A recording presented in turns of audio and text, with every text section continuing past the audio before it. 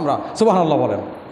আমার নবীকে যাহা দান করেছেন, যত নবী আম্বিয়ায়ে কেরাম, যত নবী রসুলগণ পৃথিবীতে আগমন করছেন চলে গেছেন, সমস্ত নবীদের মুজেজা এবং সম্মান যদি একত্র করা হয়, আপনার আমার নবীর সম্মানের সমান হবে না। জুড়ে কোন সুবহানাল্লাহ। আল্লাহ এতটুক ইজ্জত, এতটুক শান, এতটুক মান আমাদেরকে দান করেছেন। তো আয়াত যখন নাজিল হইল, হে সাহাবীরা তোমরা হজ করবা, হজ করা ফরজ। সাহাবায়ে কেরাম বলল, ইয়া রাসূলুল্লাহ, আপনি তো বলেছেন হজ করা ফরজ, তা আমরা কি বছরে একবার করব, নাকি 6 মাসে একবার করব, না জীবনে একবার করতে বলেন নাই? তারপরে পরের আয়াত যখন আসলো, আল্লাহ পাক বলে দিলেন যে নেশাব পরিমাণ মাল যদি থাকে, সারা বছরের খরচ বাবদ দেওয়ার পরে আপনার গন্তব্যস্থল থেকে যদি খানায়ে কাবা পর্যন্ত আসা যাওয়ার খরচ মজুদ আপনার কাছে থাকে, তাহলে ওই ব্যক্তির জন্য হজ করা ফরজ। আলহামদুলিল্লাহ বলেন। যেহেতু সামনে আসতে হজ, ইসলামের একটা আরকান, 5টা স্তম্ভ আছে। ইসলামের 5টা স্তম্ভ। কয়টা? 5টা স্তম্ভ। প্রথম হইল কালিমা, এটা আমরা পড়তে হবে। শুধু পড়লে, কলিমা পাঠ করলেই মুসলমান হওয়া যায় না। মুসলমান হইতে হলে 3টা শর্ত আছে। কয়টা শর্ত? 3টা। একটা হলো আপনি পাঠ করবেন এবং মনে প্রাণে বিশ্বাস করবেন, সেই অনুযায়ী আমল করবেন, তাহলে ওই ব্যক্তি হলো মুসলমান। ভাই আমার, তারপর আসছে নামাজ, তারপর আসছে রোজা, তারপরে আছে জাকাত, হজ, যেটাই বলেন। আসলে কি জানেননি, কালিমা, নামাজের পরে আসবে জাকাত।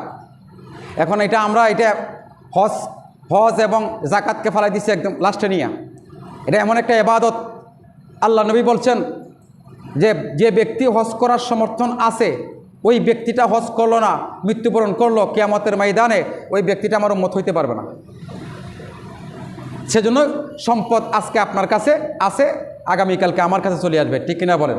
7তলা বিল্ডিংওয়ালার মালিককে রব্বুল আলামিন ভিক্ষুকের কাছে, মানে ভিক্ষুক বানাইতে বেশিক্ষণ সময় লাগে না, আর ভিক্ষুককে 7তলা বিল্ডিংয়ে তুলে দিতে আমার আল্লাহর বেশিক্ষণ সময় লাগে না। সেই জন্য আপনার কাছে সম্পদ থাকতে জাকাত দিবেন, সম্পদ থাকতে হজ করবেন, কারণ ওই সম্পদটা আপনার কাছে চলে যেতে পারে না, তবু আপনি গুনাহগার হইবেন।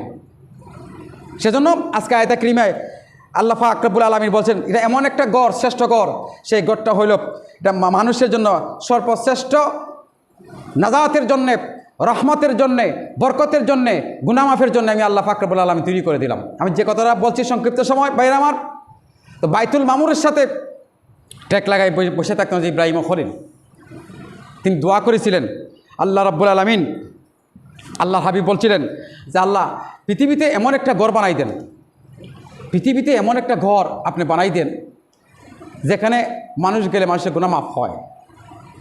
আল্লাহ পাক রব্বুল আলামিন কবুল করলেন। সেই ঘরটা হজরত ইব্রাহিম খলিল আলাইহিস সালামের মাধ্যমে, বাপ ছেলে ইসমাইলের মাধ্যমে এই ঘরটা আল্লাহ পাক রব্বুল আলামিন পুনর্নির্মাণ করে দিয়েছেন। অনেক লম্বা ইতিহাস খানায়ে কাবা সম্পর্কে আপনারা জানেন, অনেক লম্বা ইতিহাস। আমি সংক্ষিপ্ত আপনাদেরকে বলে দিচ্ছি। আমাদের খানায়ে কাবা, মুসলমানদের খানায়ে কাবা হইল পৃথিবীর মাঝখান, মধ্যখান। এটা রিসার্চ করেছে অন্যান্য জাতির বড় বড় পণ্ডিত, বড় বড় জ্ঞানীরা রিসার্চ করে দেখছে খানায়ে কাবার পৃথিবীর মাঝখান। যদি কোনো ব্যক্তি প্রশ্ন করে পৃথিবীর মাঝখান কোনটা, উত্তর দেবেন খানায়ে কাবা। বিশ্বাস না হলে আপনি মাফিয়া দেখেন কেমনে। আমার ভাইয়ের ইব্রাহিম খলিল আলাইহিস সালাতু ওয়াস সালাম আল্লাহর কাছে প্রশ্ন করেছেন, আমার সন্তানেরা নামাজ আদায় করবে, আপনার ইবাদত বন্দেগী করবে, বাইতুল মামুরকে যেভাবে আল্লাহ রাব্বুল আলামিন ফেরেশতাদের জন্য বানাইছেন, আপনার মায়ার বান্দারা যাতে করে প্রতি বছর হলো একবার যাইয়া সেখানে হজ করতে পারে, ইবাদত বন্দেগী করতে পারে, যে খানায়ে কাবার দিকে তাকাইলে জিন্দেগির সব গুনাহ মাফ হয়ে যায়। জোরে কোন সুবহানাল্লাহ। মনে করেন আপনি হজ করতে যাবেন, জীবনের প্রথম হজ করতে যাবেন, ওয়াজ নসিহত শুনেছেন খানায়ে কাবার কথা, মক্কা শরীফের কথা, মদিনা শরীফের কথা, ওয়াজ নসিহত শুনেছেন, কিতাবাদিতে শুনেছেন, কোনোদিন দেখেন নাই। ওই ব্যক্তি যদি আল্লাহর ভয়ে হজ করতে যায়, বিমানে উঠলো, নামার পরে গাড়ি আসবে আপনাকে নিয়ে যাবে, বিমান থেকে নামার পরে গাড়ি আসবে আপনাকে খানায়ে কাবার দিকে নিয়ে যাবে।